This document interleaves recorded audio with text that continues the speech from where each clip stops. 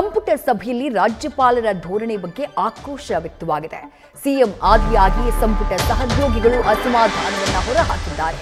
ಕಲಬುರಗಿಯಲ್ಲಿ ನಡೆದಂತಹ ಸಭೆಯಲ್ಲಿ ಬೇಸರವನ್ನ ವ್ಯಕ್ತಪಡಿಸಲಾಗಿದೆ. ರಾಜ್ಯಪಾಲ ಗೆಹ್ಲೋಟ್ರ ಇತ್ತೀಚಿನ ನಡೆ ಸರಿಯಾದುದಲ್ಲ, ಅನಗತ್ಯವಾಗಿ ಪತ್ರ ಬರೆದು ವಿವರಣೆ ಕೇಳ್ತಾರೆ, ಸರ್ಕಾರದ ವಿರುದ್ಧ ಗೊಂದಲ ಸೃಷ್ಟಿಯಾಗುವಂತೆ ಮಾಡ್ತಿದ್ದಾರೆ, ಬಿಜೆಪಿಯ ಅಣತಿಯಂತೆ ಕೆಲಸ ಮಾಡ್ತಿದ್ದಾರೆ ಅಂತ ಹೇಳಿ ಕಿಡಿಕಾರಲಾಗಿದೆ.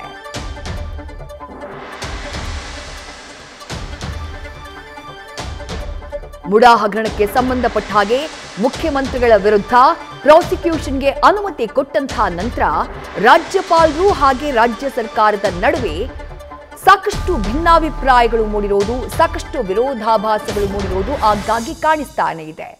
ವಾಕ್ ಸಮರ ಹೆಚ್ಚಾಗಿದೆ. ರಾಜ್ಯಪಾಲರ ವಿರುದ್ಧ ರಾಜ್ಯ ಸರ್ಕಾರದ ಸಚಿವರುಗಳಿಂದ ವಾಗ್ದಾಳಿಯೂ ಜೋರಾಗಿದೆ. ಬಿಜೆಪಿ ನಾಯಕರು ಆಡಿಸಿದಂತೆ ರಾಜ್ಯಪಾಲರು ಆಡ್ತಿದ್ದಾರೆ ಅನ್ನುವಂಥ ಆರೋಪವನ್ನ ಕಾಂಗ್ರೆಸ್ನ ನಾಯಕರು ಮಾಡ್ತಿದ್ದಾರೆ.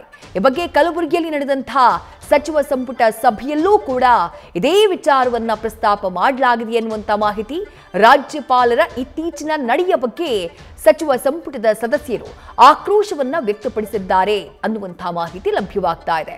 ರಾಜ್ಯಪಾಲರ ಧೋರಣೆ ಸರಿಯಾಗಿಲ್ಲ, ಬಿಜೆಪಿ ಹೇಳಿದಂತೆ ಕೇಳ್ತಿದ್ದಾರೆ, ಆ ಮೂಲಕ ಸರ್ಕಾರದ ವಿರುದ್ಧ ಅಭಿಪ್ರಾಯ ಬರುವಂತೆ ಮಾಡ್ತಿದ್ದಾರೆ ಅಂತ ಹೇಳಿ ಆಕ್ರೋಶವನ್ನ ವ್ಯಕ್ತಪಡಿಸಲಾಗಿದೆ. ಮತ್ತಷ್ಟು ಡೀಟೇಲ್ಸ್ನ ನಮ್ಮ ಪ್ರತಿನಿಧಿ ಹರೀಶ್ ನೀಡ್ತಾ ಹೋಗ್ತಾರೆ. ಹರೀಶ್, ಕಲಬುರಗಿಯಲ್ಲಿ ನಡೆದಂತಹ ಸಚಿವ ಸಂಪುಟ ಸಭೆ, ಆ ಸಭೆಯಲ್ಲೂ ಕೂಡ ರಾಜ್ಯಪಾಲರ ವಿರುದ್ಧ ಅಸಮಾಧಾನ. ಏನ್ ಚರ್ಚೆಯಾಯಿತು, ಏನ್ ನಿರ್ಧಾರಕ್ಕೆ ಬರಲಾಯಿತು, ಏನ್ ಡೀಟೇಲ್ಸ್ ಸಿಗ್ತಾ ಇದೆ? ವಿದೇಶ ಬಹಳ ಮುಖ್ಯವಾಗಿರುವಂತದ್ದು ಇವತ್ತು ಕಲಬುರಗಿಯಲ್ಲಿ ಐತಿಹಾಸಿಕ ಕೂಡ ಸಚಿವ ಸಂಪುಟ ಸಭೆ ಕೂಡ ನಡೆದಿದೆ.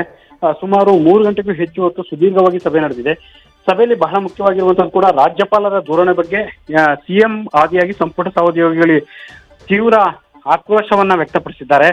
ಇತ್ತೀಚೆಗೆ ರಾಜ್ಯಪಾಲರು ಸರ್ಕಾರದ ವಿಚಾರಕ್ಕೆ ಸಂಬಂಧಪಟ್ಟಂಗೆ ಅನಗತ್ಯವಾಗಿ ಮೂಗು ತೋರಿಸುತ್ತಿದ್ದಾರೆ ಅನ್ನುವಂಥದ್ದು ಒಂದು ಕಾರಣವಾದ್ರೆ, ಮತ್ತೊಂದು ಬಹಳ ಮುಖ್ಯವಾಗಿ ಅನಗತ್ಯವಾಗಿ ರಾಜ್ಯ ಸರ್ಕಾರದ ಮುಖ್ಯ ಕಾರ್ಯದರ್ಶಿಗೆ ಪದೇ ಪದೇ ಪತ್ರ ಬರೆದು ವಿವರಣೆ ಕೇಳುವಂತಹ ಪದ್ಧತಿಯನ್ನ ಅನುಸರಿಸ್ತಾ ಇದ್ದಾರೆ. ಇದು ಸರಿಯಾದ ನಡೆಯಲ್ಲ. ಸರ್ಕಾರದ ವಿರುದ್ಧ ಒಂದು ರೀತಿಯಲ್ಲಿ ಗೊಂದಲದ ವಾತಾವರಣ ಸೃಷ್ಟಿಸುವಂತ ಒಂದು ಪ್ರಯತ್ನಕ್ಕೆ ರಾಜ್ಯಪಾಲರು ಕೈ ಹಾಕಿದ್ದಾರೆ ಅನ್ನುವಂತ ಆಕ್ರೋಶ ಅಸಮಾಧಾನ ಕೂಡ ಸಭೆಯಲ್ಲಿ ವ್ಯಕ್ತ ಆಗಿರುವಂತದ್ದು.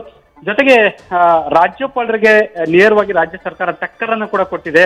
ಒಂದು ಗ್ರಾಮೀಣಾಭಿವೃದ್ಧಿ ಪಂಚಾಯತ್ ರಾಜ್ ಇಲಾಖೆ ವಿಶ್ವವಿದ್ಯಾಲಯ ಏನು ಗದಗದಲ್ಲಿದೆ, ಆ ಒಂದು ವಿಶ್ವವಿದ್ಯಾಲಯದ ಕುಲಪತಿ ನೇಮಕದ ಅಧಿಕಾರವನ್ನ ರಾಜ್ಯ ಸರ್ಕಾರ ತನ್ನ ಸುಪರ್ದಿಗೆ ಪಡೆಯುವ ಮೂಲಕ ನೇರವಾಗಿ ರಾಜ್ಯಪಾಲರಿಗೆ ಟಕ್ಕರನ್ನು ಕೊಡುವಂತ ಒಂದು ಪ್ರಯತ್ನ ಆಗಿದೆ. ಯಾಕಂದ್ರೆ ಇದುವರೆಗೂ ಕೂಡ ರಾಜ್ಯಪಾಲರು ಕುಲಪತಿಯ ನೇಮಕ ವಿಚಾರದಲ್ಲಿ ಕೂಡ ಅಂತಿಮ ನಿರ್ಧಾರವನ್ನ ಕೈಗೊಳ್ತಾ ಇದ್ರು. ಆದ್ರೆ ಇಂದು ನಡೆದಂತಹ ಸಚಿವ ಸಂಪುಟ ಸಭೆಯಲ್ಲಿ ರಾಜ್ಯಪಾಲರಿಗೆ ಇದ್ದಂತಹ ಅಧಿಕಾರವನ್ನ ಕಸಿಕೊಂಡು ನೇರವಾಗಿ ತನ್ನ ಸುಪರ್ದಿಗೆ ತೀರ್ಮಾನವನ್ನ ಕೈಗೊಳ್ಳುವಂತ ಒಂದು ನಿರ್ಧಾರ ಮಾಡಿರುವಂತದ್ದು ವಿದ್ಯಾಶ್ರೀ. ಥ್ಯಾಂಕ್ ಯು ಹರೀಶ್, ತಮ್ಮೆಲ್ಲ ಡೀಟೇಲ್ಸ್ಗೆ. ನ್ಯೂಸ್ ಫಸ್ಟ್ ನಿರ್ಭೀತಿಯಿಂದ ನಿಮ್ಮ ಪರವಾಗಿ.